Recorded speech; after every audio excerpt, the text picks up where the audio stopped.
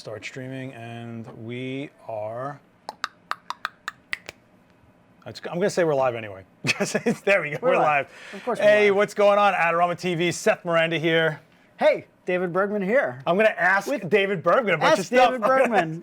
You can ask David Bergman anything. So we're here because the 1DX Mark III just got released, and it is like a super beast. A beast. And people say that, but it actually is a beast. Hey, Fernando, I think we're a little underexposed in that camera. I don't know if you want to get over there. So this is going to be like a little haphazardly tech-wise. We've cobbled this together a little bit. Yeah, so what you guys are going to watch is, one, this stream, two, an Adamus recorder that we're running this out of, so you can go through the menus. We're actually photographing a picture of. Basically, yeah. Yeah, of a screen of a screen. So bear with us on that. No joke, what basically happened here, because I'm full on transparency, this is a brand new camera. This is actually a pre-production model. Yeah, this is not the shipping model yet. And it burned down my switcher here in the Adorama Event Space. Pretty much. So. We had a couple of tech difficulties, but we got Vanessa them worked Joy's out. in the chat. We found a way to make it work, so we've got it all cobbled together. But I'm going to pop out this chat. So listen, guys, this is where you get to ask questions about what this camera's about, his experience with it. I know Vanessa Joy's in the chat. She also has a heavy experience with it. She does. So let's. Fellow Explorer of Light. Oh, that's right. I should have. Congratulations, Vanessa. I totally should have said Explorer of Light. Aren't you done exploring? It's been like 5 years, I'm 6 still years. exploring. Always exploring the lights. God, haven't you found enough stuff? All right.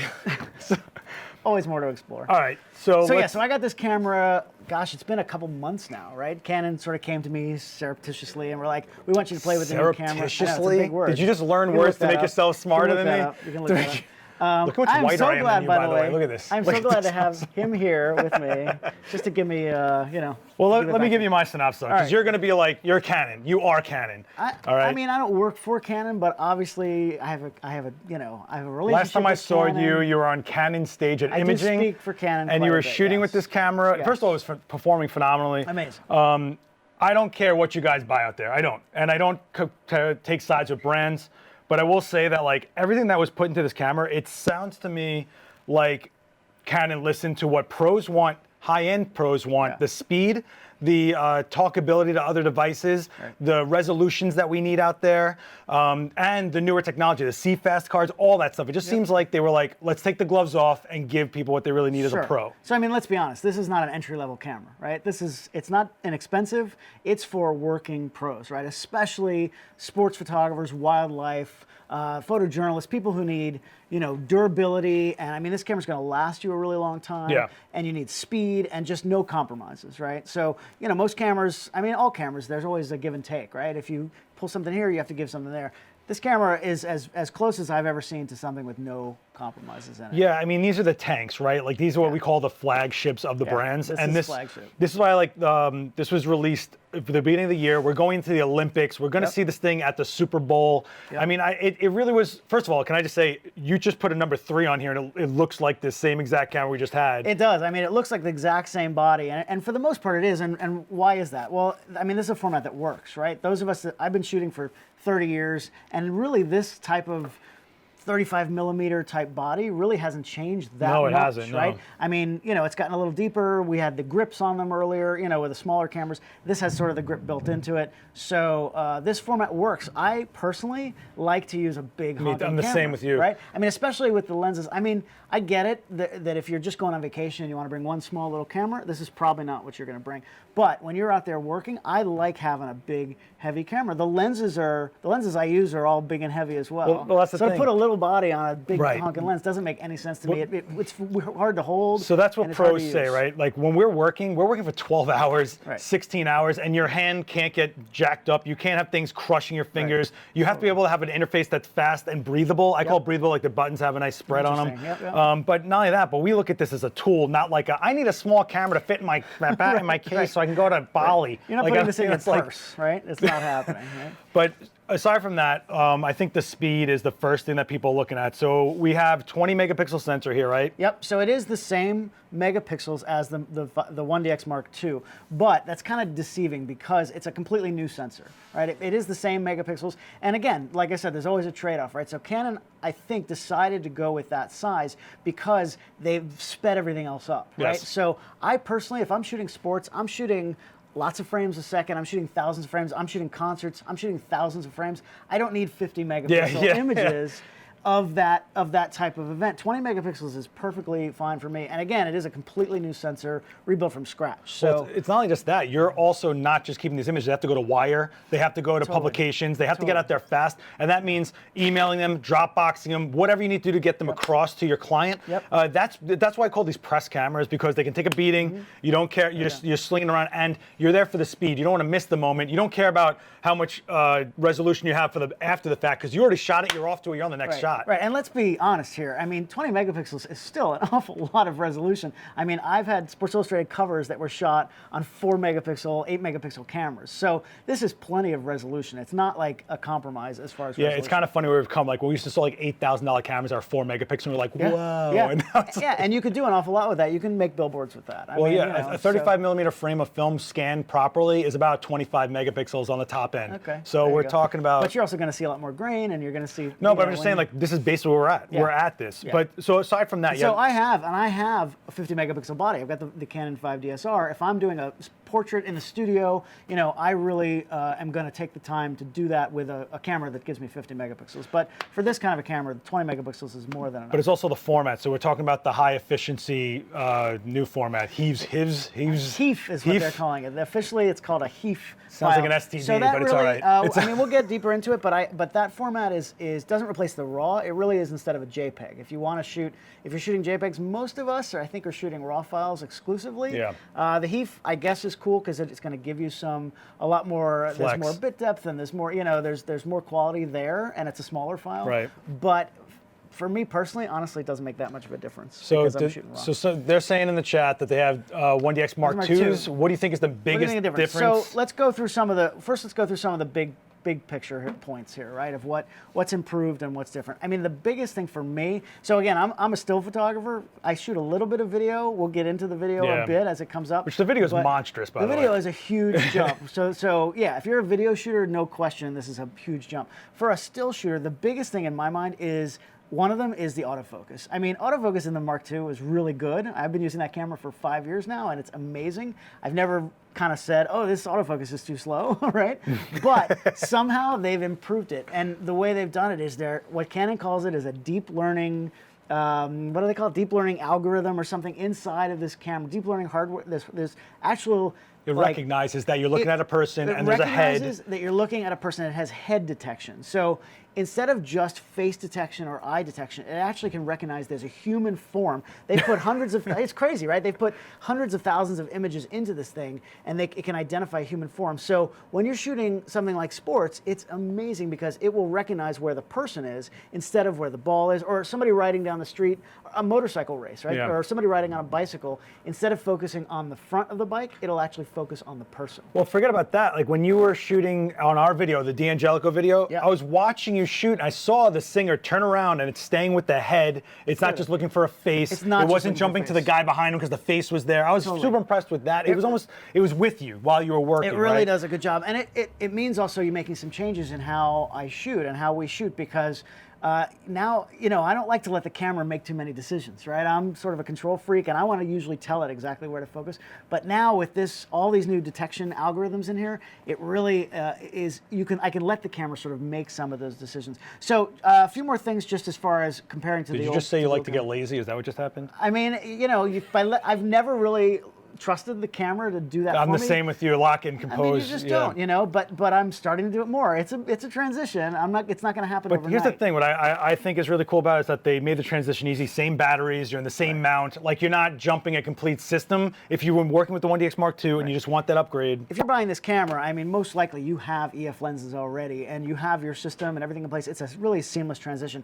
Couple other things about this. To me, this camera, it's a bit of a hybrid because you can actually shoot optically or you can shoot with live view. Now you could do that with the Mark II, but the difference now is that the live view has the same quality and speed of autofocus.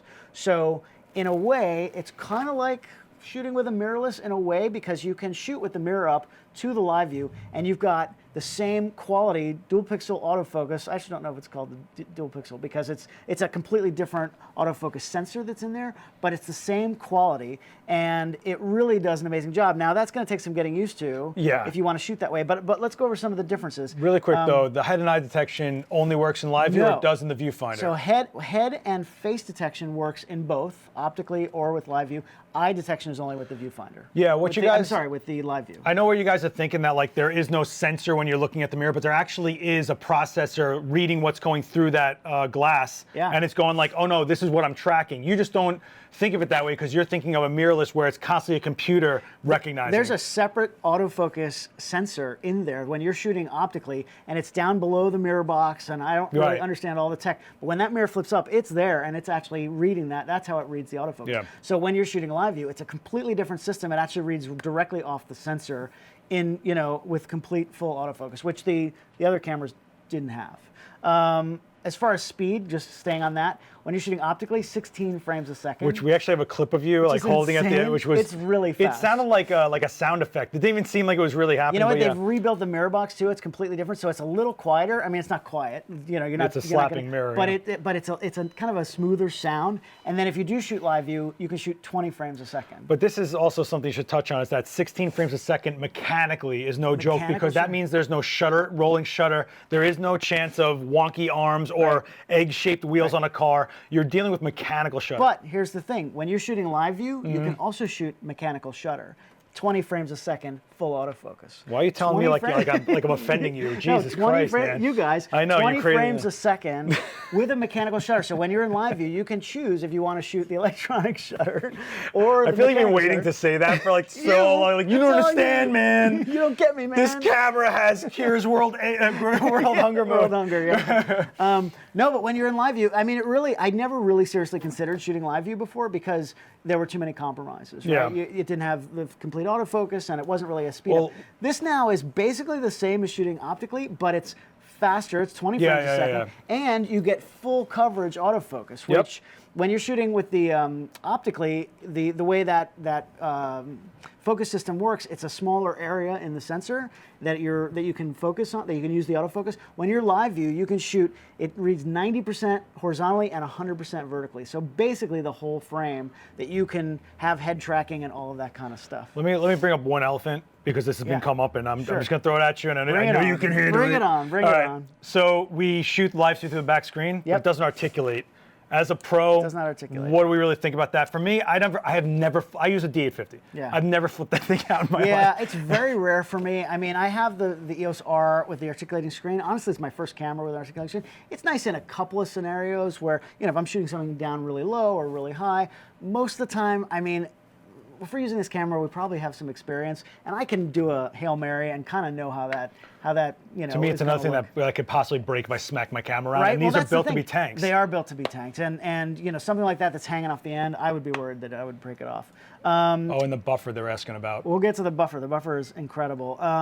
With the new speed, so basically, if you want to get geeky about it, there's a new processor. It's the Digic X processor. They don't call it the 10. It's the X. I know, you guys all say that. I know, right? But for whatever reason. And with that new processor, it gives you the speed, it gives you all those other things, but also the ISO, right? And yes, oh boy, it's ISO. Come on, bring it on. We can do it. It's not ISO, it's ISO. But with pretty much every generation camera, the ISO quality it's better insane and right better. now. And it's insane. I have been shooting with the Mark II on the concert tour I'm on, 6400 every night, no problem. And it looks awesome. This camera, I'm shooting double that. I'm shooting 12,800, and it looks the same. Do you feel you really need that though? Do you feel? I mean, it's nice because I will a lot of times use that 100-400, which is a 4.5 to 5.6. So I can shoot 5.6 at 12,800 at like 800th of a second or 1,000th of a second at a concert. And you're magnified to death with those zooms. Totally. So it's really nice to have that kind of speed when you're zoomed in like that. It has electronic stabilization, not image stabilization. It doesn't have an actual moving sensor, but it has electronic stabilization? Good question. I believe so. Yeah, Okay. There's not IBIS, but again, everybody gets really bent out of shape about image stabilization. That only really affects anything when you're shooting slow shutter speeds. Well, it only really affects you. If they're still moving, they're it's still not blurry. Freeze the subject, right? But as long as you're steady and you're shooting, I mean, I rarely shoot below what, a 60th of a second, a 30th of a second. So that to me is not that much of an issue. There is image stabilization in the lenses, and there's plenty of image stabilization in these cameras. I've never really had an issue with that. Wait a second. They're saying I'm wrong about something. If you guys want to reiterate in that chat what I'm wrong about, I'll be happy to address it. Is he wrong or am I wrong? We got to get that straight. Of course, there's built-in Wi-Fi, Bluetooth, GPS, all that kind of fun stuff. I think the 1DX Mark II did not have built-in Wi-Fi, so that's kind of nice. So you can connect to the apps. It's not the wire service type. That's what the adapter's for. There is an adapter if you want really advanced networking where you're doing but I think you can do FTP servers right from here. Well, you have the Ethernet. There is Ethernet out, and there's, of course, you can get the external as well. Can you control through Wi-Fi through your phone? Can you control the camera through your phone over Wi-Fi? Yes. You just use the Camera Connect app, and once you're connected, you can see the live view, you can take pictures, you can do all of that. That's really awesome. And then just as far as major specs, video, yes, 5.5K RAW to the card, which we'll talk about the cards in a second. 4K 60p full frame. These are no crop. One of the things people have been asking me about, and which I have to address, is when you're shooting 60p 4K, there's no autofocus. When you're going full frame, you can shoot cropped with full autofocus, and you can shoot 30p or anything slower. There is no DSLR that will let you shoot full frame 60p. You can get through it. I got you. 4K, full frame with autofocus. How about there's no internal RAW in other, like the internal RAW. Right. So this camera is light years ahead of anything else out there. And let's see, we have a question here. Runaway shoot. Use my 1DX Mark II more than 10. Autofocus, my lens isn't keeping up. So someone's asking about runway shooting, and they're saying that they have a 1DX Mark II, and it's more than 10 frames a second, but the autofocus on my lens isn't keeping up. Okay. So this should track way better. Well, and the 1DX Mark II, I mean, there's no way that it's not keeping up. Basically, what happens is there are a lot of autofocus settings, and people get very confused by them. I actually did last week at Imaging USA in Nashville, I did a 45-minute talk just on autofocus settings, because there are a lot of them in these cameras, and it can be very confusing, and you really have to set it properly for what you're shooting. There's no reason why every frame shouldn't be sharp. When you got the 1DX too, but it's going to be better. So what you guys might not realize that even though a camera has tracking, you have to set the sensitivity and its reaction time. So let's say someone walks in front of this lens. We don't want it to jump after who's walking in front of us. They want to stay locked here. That is reaction time. Then there's sensitivity as far as while we're moving. So once you figure that. And your different focus points are different. I mean, how big your focus points are and where they are. There are a lot of different settings on there. We can go through a couple of them. So deep dive, deeper into this camera, what really is in there. First of all, this thing's rated for 500,000 frames, actuations. I guess that's the word. I love that. Yeah. Well, when you bought a. But that's legit. I mean, I shoot thousands of frames a night. Yeah. So I need this camera to last me for a number of years. Well, it's also funny because that's another positive for mechanical shutters, because you can actually know how many shots were actually taken, how long it was run for. Good point. Yeah, on electronic, not the bad point of mirrorless, but that's an actual thing, is that you can tell how much a camera was used when it was mechanical. Right. And when they used to rate the shutter only. This is actually the entire camera, the whole mechanism, everything in there. They say 500,000 frames. I'm sure I'll hit that at some point. Yeah, I'm sure. Especially at a zillion frames a second. It is the same battery, which is cool. You actually get twice the power, though, out of the same exact battery, which is really nice. Yeah, I saw the SEPA rate, and that's SEPA ratings, which we all know are not legit. I don't even know what that is. SEPA, CIPA, they actually they have crazy standards where they make you turn a camera on, let it sit for 30 seconds, then take a picture, put it down, all this crazy stuff. And the ratings look like a camera can only last for 5 seconds. Every camera is the worst battery rating. But if you ever listen to someone that actually uses the cameras, they're like crazy. And the SEPA ratings even say it's the same battery, but you're getting double the life. It's like, how does that even happen? I mean, I'm in the habit of, I charge my batteries before pretty much every shoot anyway. At the end of the night, I'm done, I just plug them in. And I've never had it die during the night. I can easily shoot 2-3 concerts, thousands and thousands of frames. With the old camera, this one, I can just go forever. There's full touchscreen on the back, which is nice. Yeah, I mean, they had a partial touchscreen on the old one, now it's full. It's a bit of a learning curve for us, I think. We forget that we can do this. I mean, I'll be honest, I know a lot of photographers who work like I do, and honestly, we turn it off. Because I don't want to bump it by accident. I also don't want fingerprints all over it while I'm trying to look at something. Well, you still hit your nose on it, but everything's so intuitive now. Did you say your nose is greasy? Sometimes. If you're out shooting, you're sweating a little bit. But I don't sweat. But anyway. Those concerts look hectic, man. I'm sorry. It can be a little crazy. Bon Jovi doesn't make you sweat? You don't look at Bon Jovi's eyes and sweat? I mean, some people do. But where was I? You want to be the on touch this. screen. I turned off the touch. No, it's good. There's a new low pass filter in here. Oh, right, yeah. So your images are actually sharper. You know, every camera has, not every, but almost every camera has some kind of a low pass filter, just because the way the data mores. comes in to avoid that. What's the proper pronunciation of that? Moire? Moire. I always go to Moire. So when you shot fashion, if you had such high detail, like a tweed jacket. Yeah, like, sometimes, yeah. to give you like weird shapes and things. So they put that low pass filter in front just to. I mean, honestly, it softens it a little bit. it cuts the edge contrast. It's just the edge, Yeah. right? So this one has a brand newly designed low pass filter, so it's much sharper. They said it's virtually not like virtually not having yeah, one. I don't know. I haven't it's- seen. So. I mean, every raw file sort of needs a little sharpening in processing when you process it. This one needs less. Okay. So that's kind of nice. All right. Jump in if we have any questions. It is a new card format, but it's the CF Express, which are these. They Yeah. look like XQD. They're the same kind of size as they're XQD.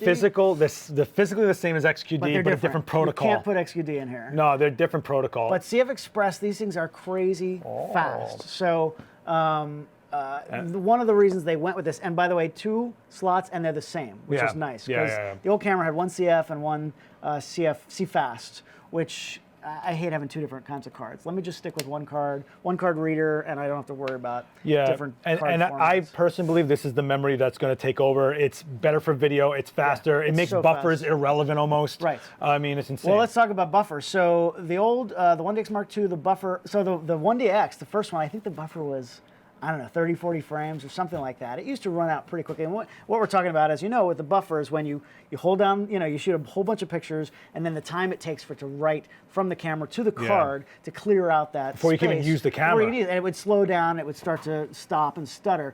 When they went to the 1DX Mark II, I think it went to 170 something or something like that. I remember doing a video about that, like, check this out, it goes forever. This camera, they say 1,000 frames. raw, which is nuts. Raw plus JPEG, which is even harder. 1,000 frames. Now, I will say, at home, I tried this, and I was curious. People had said, oh, you can let it run for a minute, and I was like, I don't know about that. I actually put a lens on, and I started shooting. I let it run. I started a stopwatch.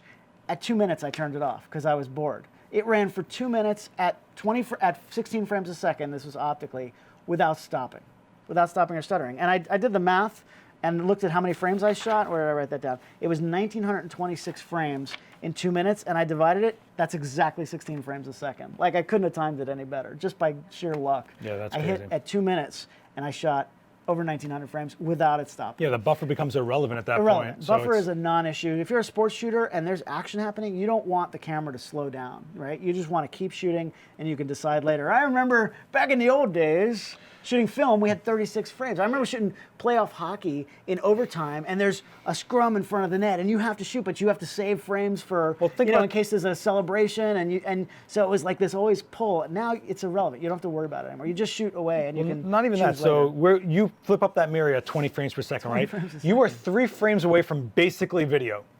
Yeah, pretty much. I mean, think about that. Pretty much, and it's even higher res than 5.5K That's because true, these yeah. are like, I mean, if you calculated that, it's like an 8K sensor, isn't it? I mean, if a 20 megapixel frame is like, I guess probably 5.5. Actually, it's probably the full res of the sensor. I didn't know there was going to be math here, so. I mean, well, I like that they're using the full potential of the camera, right? We've always heard that people going like, oh, Canon crops the sensor for 4K and stuff like that. It's like, they didn't. Right. They went Now it is full on. uncropped. I mean, even Fernando, he goes, Seth, I got the specs on the 1DX Mark III. He goes, yo, they're going after video. I'm like, what? I'm like, what happened? I mean, really, it'll be interesting to see sort of what this does in the video market because, I mean, I'm a still shooter primarily. I shoot a little bit of video. This is overkill for what I need for video. They're really positioning it as a B&C camera for a cinema production. Okay. I know they've got their different video formats in there, so it's DCI and what's the other one? UTE, I think. Something like Sorry, that. there's some other video form where one is more for broadcast and one is more for cinema, and they're really positioning it in that way so that you can seamlessly integrate it into your EOS cinema. What it's really going for, in my opinion, is they can throw it into a gear closet at a newspaper, and whether you're going to do video for the website or stills for that publication, they got you covered. They just, it's all the same battery, all the same mount. They're just flying them. It's an easy transition. All the same cards, Yeah. So even with that speed, I've also noticed there's less blackout. Like that Of course sounds there is. weird, It's but it's barely so there. fast. But they've also just changed the way that mirror works, and it does move even faster, and there's less blackout, which is kind of cool because, a lot of times we always used to say if you see it, you missed it. Yeah, because you're shooting something and like two players collide and the ball pops out. If you see the ball pop out, you know you didn't get that picture, right? Because the mirror you want the mirror to be in the way. So there's less blackout now, which is kind of nice. And if you're shooting live view, there's obviously no blackout. So that's really nice. The autofocus system, optically, there's 191 points now, autofocus points. 155 of those are cross-type, which is sort of the higher quality one. Up to 155, they say. It depends on the lens you're using. That's dual pixel. That is dual pixel. Okay. There is a completely separate Digic 8 processor in there just to handle metering and autofocus. That's awesome. Yeah. And that's why it can track autofocus while it's still doing it. Yeah. That's why it's so fast. AJ's asked me if I've tried HEIF file versus JPEG. I have, and I honestly think that the new files have more flexibility. Personally, I think that they contain more information. It could be the way to go. We've tried to see JPEG killers in the past. They saw JPEG 2000. Remember that? 2000. That still comes up in Photoshop. I know. You're like, it's like they really thought they were going to. I think this might actually be your phone. Your iPhone is. You can shoot HEIF. Yeah. It is. I mean, it's smaller. It's 10 bits per channel. A JPEG's only 8, right? So you've got more data there. There's extended dynamic range in the highlight area. There's all kinds of different things. So you can shoot to that HEIF format. Hey, David, I know the 1DX2 had about 6 autofocus cases. Cases. Okay, I love talking about this stuff. So what Tony's talking about is autofocus cases. We can show it, right? Can we switch over to Yeah, I got you. We've got this here. We might as well use it. It took us so long to get this set up. So let's go into, here we go. So these case modes, what these are, all these really are, people get very confused by these, but see these things down here where it says tracking sensitivity and acceleration deceleration tracking? Those are 2 settings that you can select manually. You can go in there and choose what you want those. These 4 cases are just presets of those 2 settings. That's all they are. It doesn't change anything behind the scenes that there's a mystery there. It's literally just so if you look at the first one, it's got tracking sensitivity and acceleration deceleration tracking. Wow, picture in picture. Fancy. I got to hook you up, buddy. So those 2 settings, although of course now we can't see the. All right, I'll take it off. Jeez, I try to be nice to you. And Fernando's moving our camera over there. But yeah, so case 1 is tracking and acceleration, deceleration, sensitivity and tracking are both in the middle. 2 has tracking sensitivity down a little bit, 3 has them both up, and 4 has one down and one up. So, and now there's a new auto setting. So let me explain what these 2 things are. Tracking sensitivity, these existed in the 1DX Mark II. There was a 3rd setting as well. Want to come back? Yeah, we can come back now. So tracking sensitivity is just like we were talking about with this sort of AI servo shooting where the camera, what it does is it's actually trying to figure out how fast a subject is moving and how consistently it's moving. So with tracking sensitivity, the lower you set it, it's going to take longer to move off of a subject. So if you're photographing basketball, for example, and you have players running in front or referees running in front, if you set that tracking sensitivity low, it's going to take a longer time to switch. Now, we're only talking about if you're on an auto setting, right? You're on auto AF point selection or a zone mode. If you're on, center point, 1 point, spot or one of the AF expansions, narrow, right? then it's going to focus right there. Yeah. But if you're letting the camera decide, which I'm starting to do more of, this setting is going to be important because if you have the sensitivity way high, it's going to zip forward or backward really quickly. If somebody else moves in front, if you're photographing a bird in flight and it flies behind a tree and the sensitivity is way high, it's going to zip out to the tree. Yeah. But if you put it low, it's going to stay on that bird even as it passes through. Which is something you might want to keep in mind if you're shooting like veiled brides and things like that, all sorts of stuff. Sure. Well, the Uncle Bob who comes in front with his cell phone. The weird Uncle Bob, you don't let near the kids' table, that guy. But then that other setting, that acceleration deceleration tracking, is basically you're telling the camera if what you're shooting is moving at a consistent speed or inconsistent. Yeah. So again, if you're photographing car racing, the cars are just coming at you, straight at you all day long, or they're going side to side all day long. You want to put that on the low side because you're saying it's moving consistently, and you're helping the autofocus system by telling the camera, hey, this thing is moving at a pretty consistent rate. So it knows as you're shooting, because there's a brief blind spot when you take the picture where the autofocus system can't actually see what's happening. Right? So the computer has to decide, it sort of anticipates, oh, it was moving at this rate, and I'm going to assume that it's moving at that rate, and then by the time you take the picture, there's a little bit more blind spot when you're shooting with a mirror, because that takes some time. But even shooting with live view, there's a little bit of a blind spot. So the camera's doing an amazing job doing that. So those two settings allow you to tell the camera, if you shoot something very specific like that, you can set those settings. That's really like deep dive stuff if you want to get into it. Well, that's also super helpful because one of the hardest things for a camera to do is track as something's coming right towards you. So if you're shooting someone on a runway coming towards you from the pit, Yeah, we were if, just talking about that. if you're shooting car racing at that perspective angle, point, yep. you're dealing with So it. you can set those manually, or you can use the case modes. I just like to set them manually. And now there's a new auto. So the camera will actually sort of watch what's happening and make that decision in the best way. Are you going to take this to the Super Bowl, says Patty Mattis. I am unfortunately not shooting the Super Bowl. I haven't really shot a Super Bowl in a number of years. So I've years. You know, I've only done 12 of them, but Oh, so. But no, I really these days I'm on tour. I'm shooting concert tours, so I'm on a country tour right now with Luke Combs. So I will have this on tour with me. Is there autofocus? There is autofocus. Yes. That's in live view only. Because that has to be read off of the sensor, right? Which that autofocus does. But again, the optical shooting has head detection and face detection. Yeah. So it is looking for a face. It's just if you really if you're shooting, an 85, 1.2 or 1.4, and you really want just that eye, you just switch to live view and do that. All right, cool.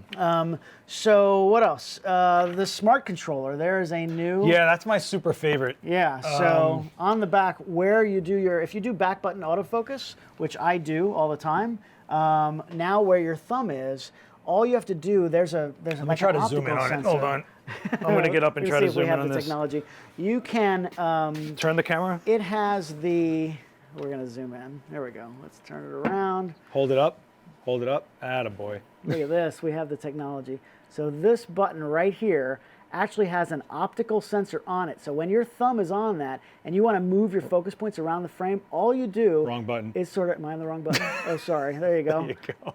Right there, that's the one with the sensor on it. And all you do is have to slide your thumb around. That's not my thumb, but you get the idea.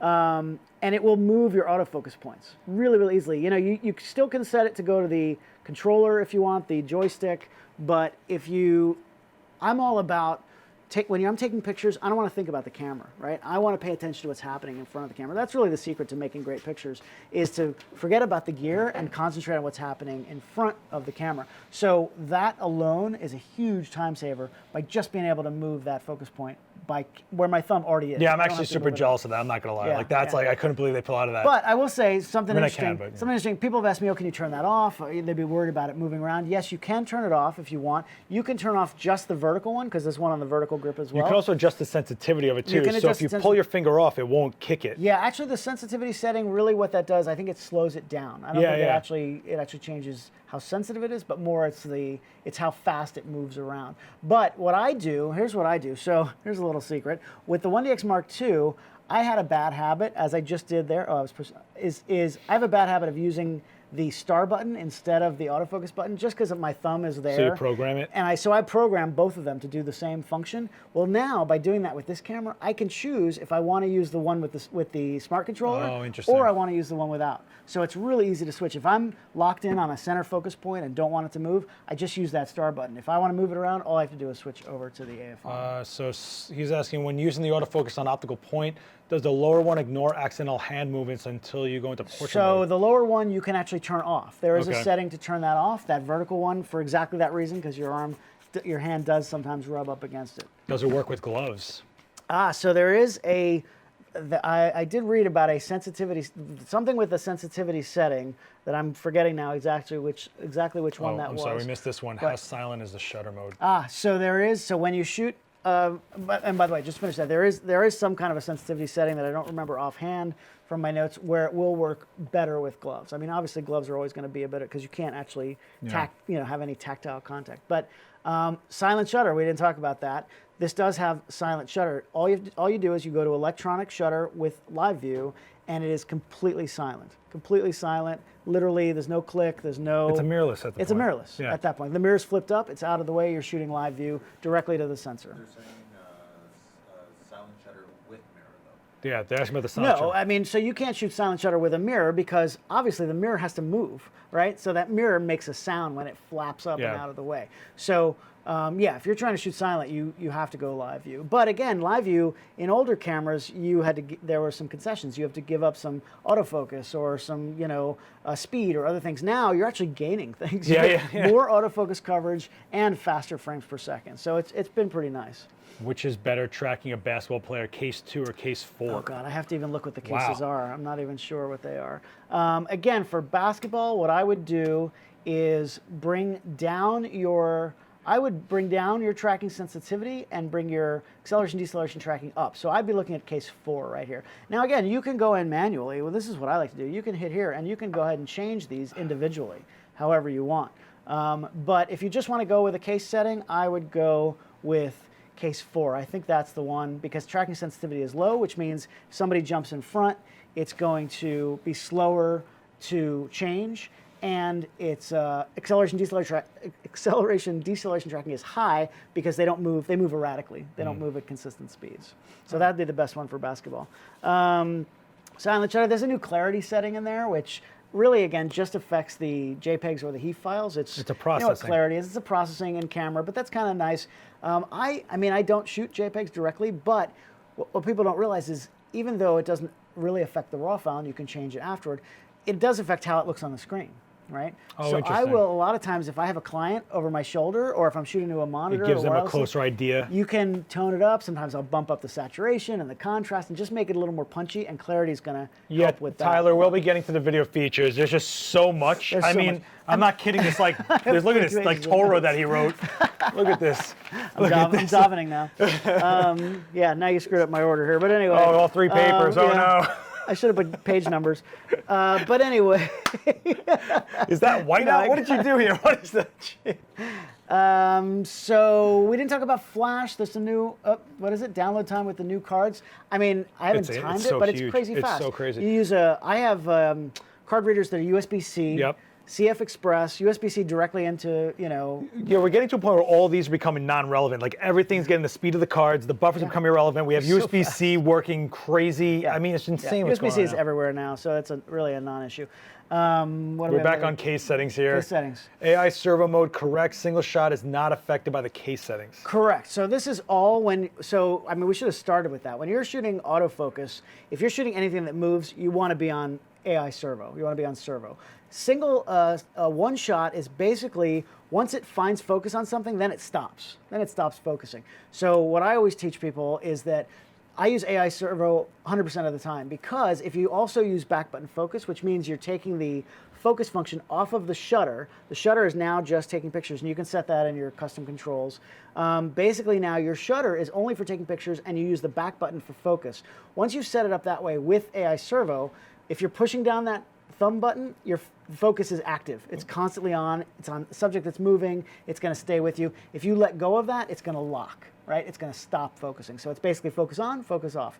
So all of these autofocus settings we're talking about are really for AI servo. It's insane how the evolution of autofocus. Do you remember when it was like just like a few things in the middle of the viewfinder? Crazy. I mean, I beta tested an old camera back in the 90s, right? When hair was like Michael Jordan playing in a NBA playoff game against the Heat when I was at the Miami Herald, and I remember that little box. It was a camera that was tethered to a hard drive I wore in a backpack. Right? I'm not kidding. I sound like an old man now. But and I don't know what the specs were on that thing, but literally Did you it was look like tethered. a Ghostbuster? Pretty much. And just don't cross the streams. And then and in the it was just modified to work with digital. So it had in the viewfinder. They had drawn like a little box, and that was your image. It was probably like 1 megapixel or 2 megapixels or whatever. That was really unusable, but I knew it was going to be the future. Right Yeah. now, it's all. I mean, It's just nuts. So a couple other things. If you're a manual focus shooter, of course, it's got all those cool things that like focus peaking and. Do you focus calibrate guides. autofocus on this? I have never calibrated my autofocus. Okay. I mean, it has micro adjustment capabilities. Honestly, I've never done it. Never on any camera? On any camera. Okay, it's just one of those things that if you have a lens camera combination that's consistently back focusing or front focusing consistently, then you mess with it, yeah. Then you start to mess with it. But honestly, I've never really had that problem. The only time I ever autofocus calibrate is on macro lenses when it's like within a paper thin millimeter. depth Yeah, of yeah, field. yeah. I It get drives that. me crazy. You're shooting a watch that. campaign or something. Yeah. Jeez. Yeah, I get that. Yeah.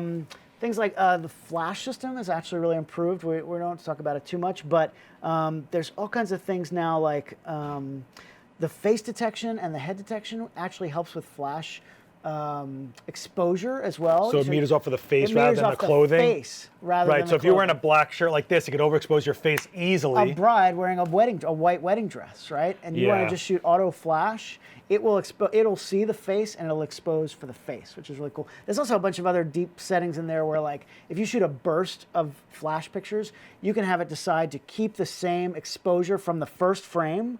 So, like, if you want them every frame to be consistent, if it's the same distance and you want every frame to, and you shoot a burst at 20 frames a second, every frame will be the same flash exposure, or you can have it where it remeters in between every frame and changes. If somebody's That's walking towards interesting. you, Yeah. it'll change. So that's a setting that you can go into. I mean, there's so many of these things in there that I've only just begun to scratch the surface on. Overall image quality better on the Mark III over the Mark II of shooting at the same specs. Well, I mean, as far as which specs are we talking about? ISO, yes, 100%. I mean, it really is, like I said, if you shoot at the same ISO as before, it's going to have less Cleaner. noise, cleaner, it's sharper with the new... It's a new sensor, right? It's a whole new Yeah, sensor, okay. right? So, yes, 100%. What else? Questions? Oh my God, so much stuff. So much stuff. What's that? Do you want to get into video? Is there more stills you want to touch with? Video, I mean, that was sort of the big stuff with stills. Video, you know, again, I'm not a huge video geek, but Well, first of all, we should also reiterate, this is a pre-production. this is pre-production. So the codecs, no one's really been able to open them yet. I will say something about the stills, and I'm not allowed to do like technical. I'm not allowed. You know, with this because it's a pre-production camera, so we can't like show some specific technical things because it's not a final image yet.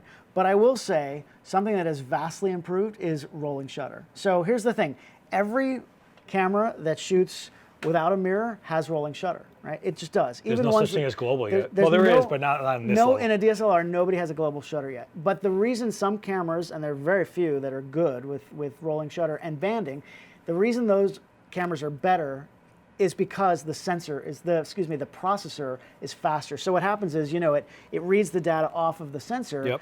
and it reads it sort of in lines like that. And if that process is slower, there's going to be banding, there's going to be some rolling shutter.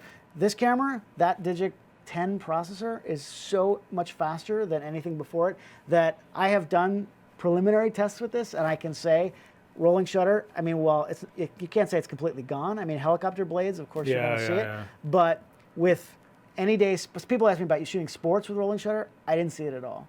And banding was basically a non-issue. I'm sure there's some lighting where you might hit it. I haven't seen it yet, and I've been trying. So now again, it's only going to even get better when this starts shipping. So this is still And this is pre-production. firmware 1. Yeah, this is exactly, So- exactly. So yeah, so that's something I wanted to address because people have asked me about working on film sets, working on TV sets. Especially this week, I'm going to be on a TV set.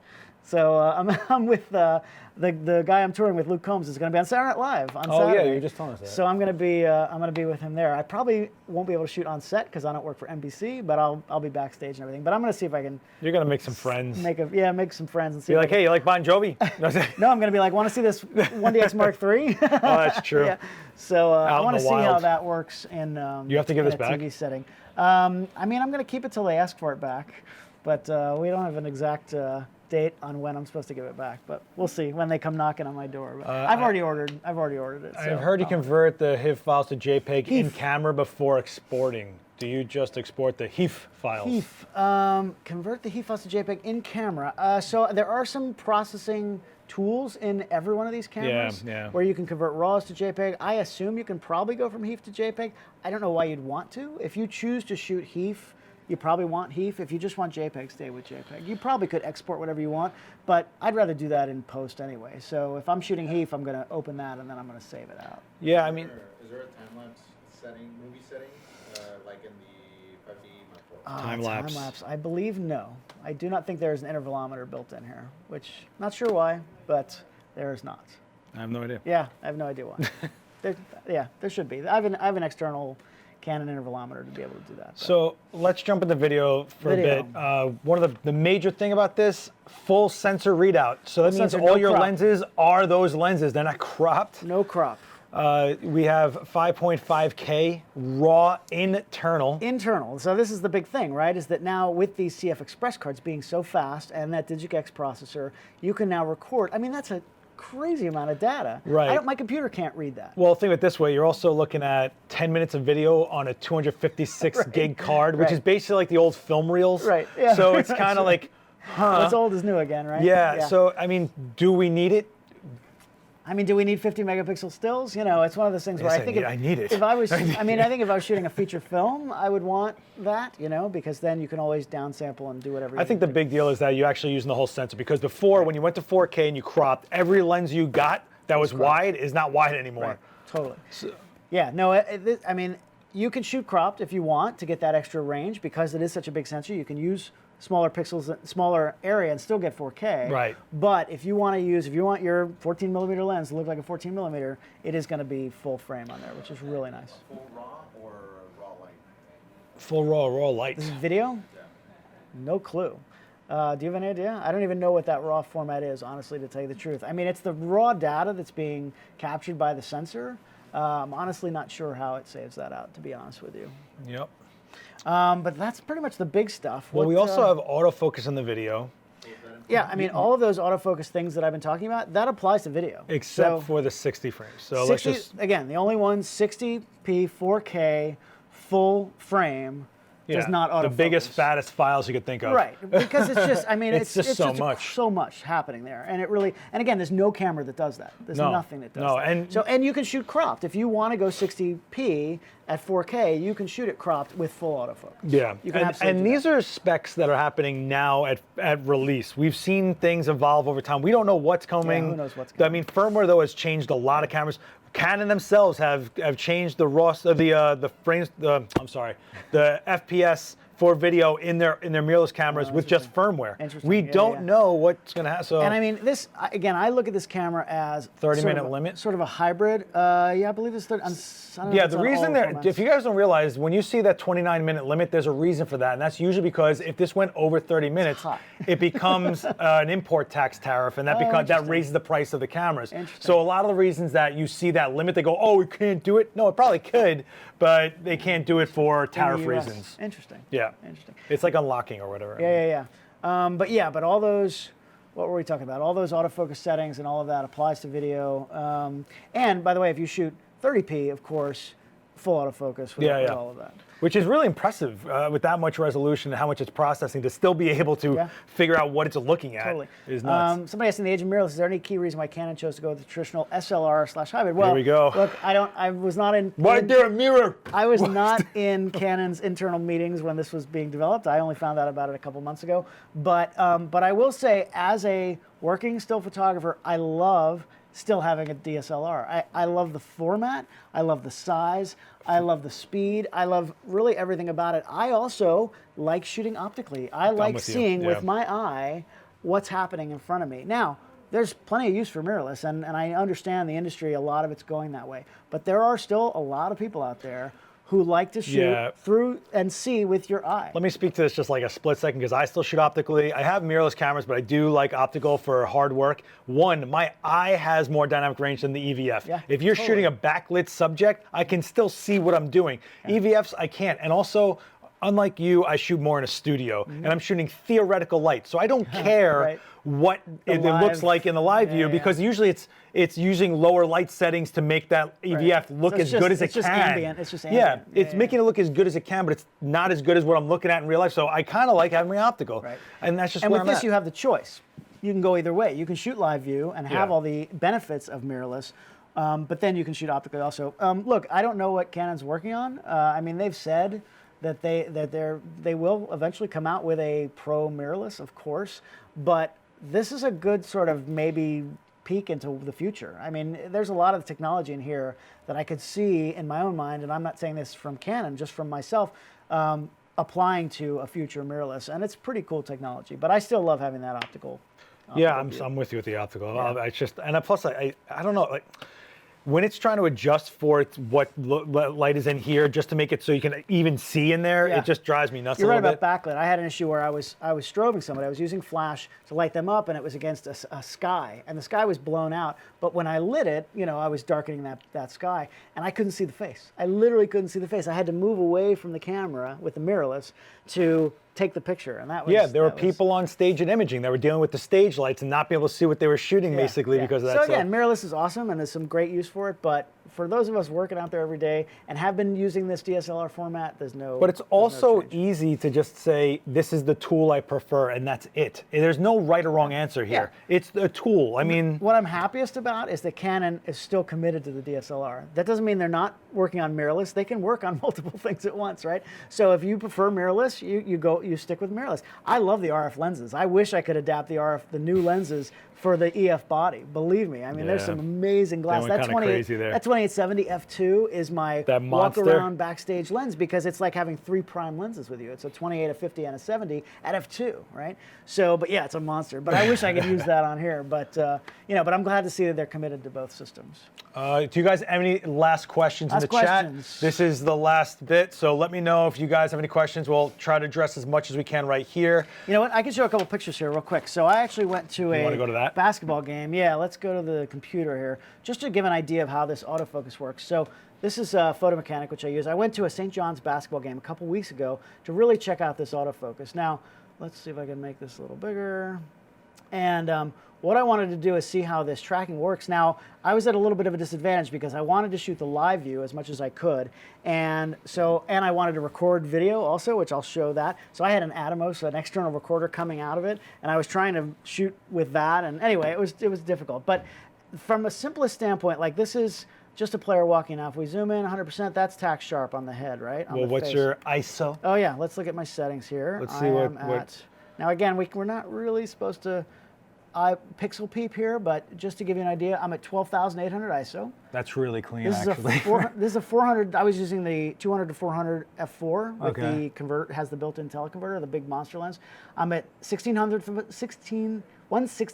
a second at f4. That's 12,800, and I purposely wanted to shoot at 12.8 to see how it looked, right? And again, you didn't see this here, but that looks pretty darn Yeah, good that's really at clean. 16.8, right? So, and these are just JPEGs out of the camera. I have the raw files, but the only thing that'll open them is Canon's Digital Photo Pro, and I have a beta version of that'll open. Well, that's the other thing. We're still in the prelims of this body, Yeah. so it sucks that we can't open up the Yeah, and again, this is pre-production. So, but just to give you an idea, this is as simple as it gets, right? He's walking forward, and I'm shooting, and then a player walks in front of him, And it stays but locked. it stays with him the whole time, right? So that, because I have those sensitivities all set low, I don't have to worry about him walking in front. And in some cases, that focus would zip right out, right? Yeah. So, and then there's things like, and it stays with like him a the whole video. time, right? It's like a yeah, I mean, video. it kind of is. Look, even at the end here, he goes behind somebody. This is all mechanical? This is, I was switching back and forth, honestly. I don't know which one this was, but I can't tell the difference, whether I'm shooting mechanical or electronic shutter. And then, I mean, there's these kinds of things. Are you about to tell me you can't tell if something was shot with a mirrorless or a DSLR? Shocking. I can't Does that tell. mean there's no right answer? There's no Does right that answer. mean there's... And I mean, like this sequence here, like it's going to Look at this stay with video. him. You can make GIF images out of this. Just make GIF animations. There's one I want to show you here. I actually do have a video. Oh, Let me hide my notes Jesus. here. Come on, man. No, but Give I've got some warning. Let me show this here. I Hold feel like on. I just opened up the bathroom door. Jeez, It's come just on. my notes. Here we go. Alright. Now I have a video. Where is that video? Where is that video? I asked a question Somewhere- about it's in autofocus. here. Lex, It's in shall we here. have a link to it, please? This video will stay up. You guys can refer to this again. This doesn't go away just because it's live. So here, I want to show this from the Atomos. Now, this is kind of low res because it was just from the Atomos and I saved it out. But this is going to be full speed, and just so you get an idea of where that focus went. Now, I had it set on head detection, and this is a fast break, and I'm going to play it here, and watch that box in the middle. As soon as it picks up his face, it stays on his face pretty much the whole way. I'm going to play that again. Watch that again. Now, that blue box, that's when I start focusing, and that box is going to stay on him the entire way. And then I can show you the pictures from that. If I go over here, that was not this sequence. Let's find that right sequence. I believe it was this one here. Jorge is asking if they can make an adapter R lens to EF, and no, because it's actually opposite It's of the distance. right? They have let's just talk about one of it the for things 2 that makes the RF lens is cool is that the flange distance, the distance from the back of the lens to the camera is shorter. That distance that's in there is what the adapter is making up for our lenses. So because you need that mirror box in there, there's more space. for our mount, I'm sorry. So you can't reverse engineer that unless they like push the sensor up or something. Like there's just nothing they can do. You need a mirror there. The mirror has to be at least a certain size, and that has to flip out of the way. David, So did you happen to have a link to your autofocus lecture? I don't think they've put it up yet, but the autofocus. you're talking about a link to the autofocus lecture I did at Imaging USA. I don't think. I think Canon did record it. I don't know if they said they may be putting some of it up. I know that there's a David Bergman episode on autofocus on Adorama's IGTV. Now that was with the Mark II, but correct. I have a weekly show here on Adorama called Ask David Bergman, and I did have a question about autofocus settings. I have a new one actually that I'm going to do probably this month. But the one you did with the swimmer was pretty tight. With the swimmer, yeah, I sort of went a deep dive into all of those settings. But let's go back to the screen here, and I can show you. So this is the frame. These are the frames from that sequence. By the way, that sequence I was shooting electronic, silent, right? Completely silent. If you watch that video again, you can actually see the white box around that's flashing. That white box, I can't hear a shutter moving. Let's actually do that again. If you see this white box around, here it is, bing, bing, bing, bing, bing, on the side. That's me shooting 20 frames a second, right? And what that actually looks like is here. And again, it picks up that face, right? That looks pretty darn good. And the whole way, every one of these frames is pretty sharp. It's sharp as a tack, not pretty sharp. So this is a game changer. And this is on a setting, one of those full autofocus, auto select, autofocus, whatever modes, where you just let it do it. I'm just letting it do its thing, right? Which is pretty insane. Now, even with that, there are different ways you can do it. You can still use your smaller focus points, and you can select which face you want. And then once you start shooting, it'll stay on that face.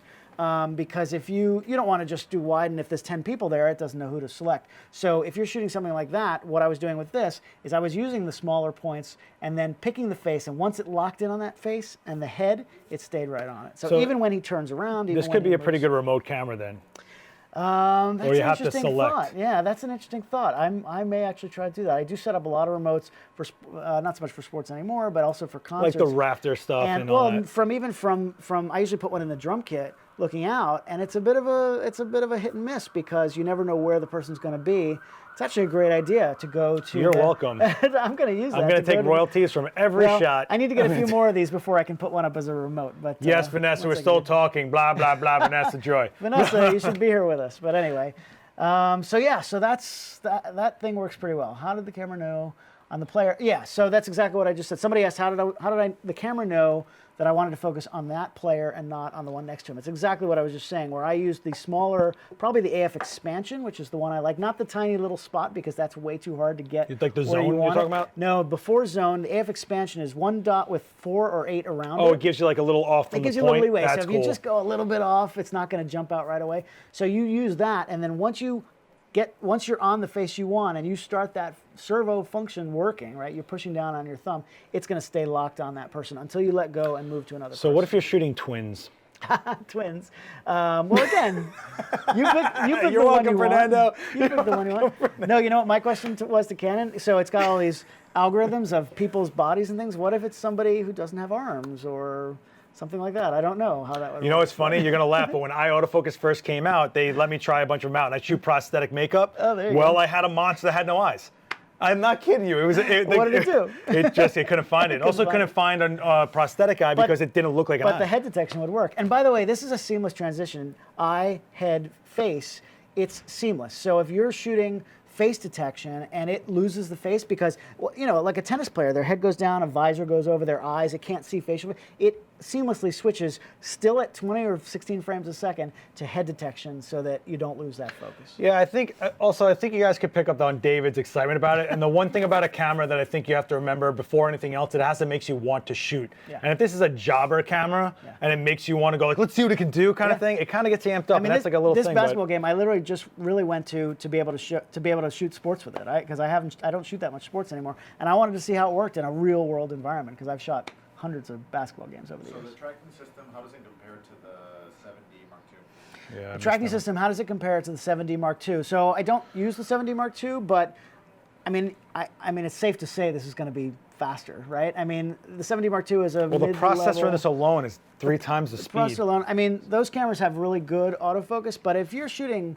sports every day and like make your living doing that and wildlife and things like that, I mean, I don't think you can compare them. I don't, you know, I'm not sure the 7D does how many focus points that has. I mean, I've seen some of the Canon cameras, the sort of mid-level prosumer cameras that only have a handful of focus points. This has 191 focus points. So you can really put it where you want. And that's, by the way, just optically. In live view, it's like 3,000 something. I have the number somewhere. 3,869 selectable focus points in live view, which, I mean, that's insane. So, oh, and by the way, because of the way the new autofocus system works, the autofocus sensor, that it's 28 times the resolution of the old autofocus sensor. That you can remember, but you need all these papers for all that other stuff. 28 times I can remember.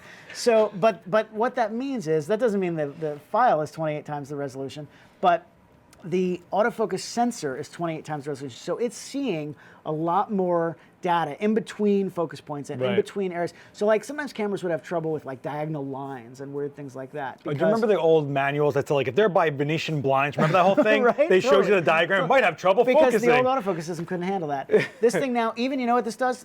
It focuses better through heat waves, right? So whenever you have like heat coming off the ground or from fire or something, now it's not going to make it sharp because it's still obviously going not through sharp. those, yeah. But most cameras can't pick up focus on that. This will through still heat waves? see heads. It'll be Now you're able just to making focus stuff much better. up. No, Now you're I'm just serious. I'm serious. Have you used this camera with a 2x converter? I use this camera with a 2x converter. I have not. I actually have not tried it with a converter. I do know that the autofocus and everything will still work up to, I don't want to quote it incorrectly, but I think it's f11 or f8. I know the converters now, starting with the Mark II, there was more ability to use longer lenses with still the full autofocus and all of that. Animal autofocus. Say that again? Animal autofocus. Animals. So yes, if you're shooting Autofocus? animals, no, it's an interesting concept. If you are, the head detection will not help you with animals. No, it won't. But I mean, if you shoot I don't know. animals all the time, There's some guys that look like a seal or like a beluga whale. like a beluga whale. But I mean, if you're only shooting animals, I would turn. I mean, there are all kinds of settings. I would turn that head detection off because So let me it's ask you. not going to slow down. No, but can it look at something and when you get the lock, it doesn't really matter what it is, it's the lock, Object right? lock is still, it will still lock on whatever you're shooting, so, right? So once you're locked on it, it just doesn't have the same algorithms where it's looking for a head. If you were, you know, where it could pick out a head and stay with it. But any object, you know, if you're, like I said, if you're shooting a bike race and the person is on the bike and they're further back, but what if you're shooting cars and you want the front of the car to be sharp? Then you're just on regular object autofocus. Low light capabilities. We talked about the ISO, but what about autofocus in low light? What about, you know, being able to actually perform? I mean, in low I don't know light? that I have specs on that, but every camera gets better, you know, and it really. Well, you're working in low light all the time. I'm in low light. I mean, Look at how white you are, man. You never see inside. I mean, I can't say that I've had any trouble, you know, with in low light. I don't shoot, you know, in pitch black rooms. I can't tell you, oh, it's minus 10 EV or whatever. I don't know those specs, but every generation gets better. And I know the 1DX Mark II had really great low light capability. So, and yeah, being able to shoot at higher ISOs is really every generation Wow. gets Jen better. Pin says, I shoot in 104-degree weather, so cow. I'm glad to hear it can handle heat waves, whether you're working on the track no, it's or a on real a course. Thing. It's a real thing. At football games, they have, when it's really cold out, they have jet engines on the side to warm down the players. And if you're shooting even on the field, sometimes those heat waves get in the way. So it's definitely improved. All right, cool. Someone had a question? Someone had a question. Vanessa has a question. Do you had a find yourself shooting in live view more? Whoops, I lost Vanessa. Lost Vanessa. Do you find yourself shooting in live view more for the triple play so autofocus? Interesting you bring that up. I actually, just last week at Imaging USA, I went out and I went to Hoodman and I bought this. This is the Hoodman, what do they call this? I can't remember what they call this, but well, I have it up here. It's not in your Toro No, here? it's the live view kit for DSLR cameras, and available at Adorama, of course. We'll but do this. there you go. So I have been using this more because I don't really like to shoot holding the camera out. It's a loop, right? It's a loop. So this way, this mounts to the bottom of the camera. You could put that on there and just leave it on there, and then this part comes off.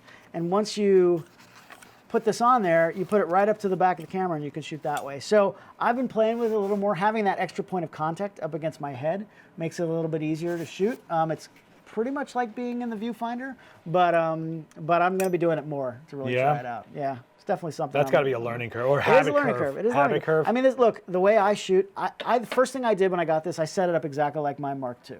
right? Because I know how that works. I'm comfortable with it. And then over time, I start to use new functionality. I'm trying the live view. I'm trying the full autofocus, letting it, pick up on the heads and things like that. Because I'm not immediately going to switch everything the way I shoot. So, so having those capabilities is just making it better and better.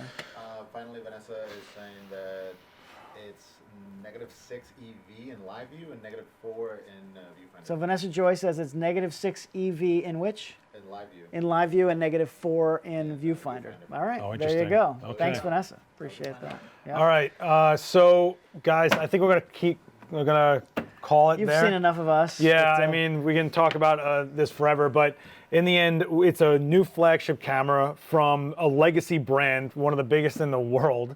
It's no shock that they put as much technology into it as they could, but it's interesting where we're at, right? Between the mirrorless DSLR switchover, is it even a factor if people are still choosing optical? It's a workhorse camera that's still up to date with the speed we need now, Right. and the size of buffering and everything. Like, there's no stop, there's no bottleneck, and I think that's what's important with it.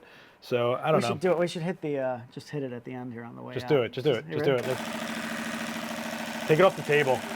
Yeah, see? I mean, I want to. it's insane. Yeah, I want show to the, see it. I want to see the.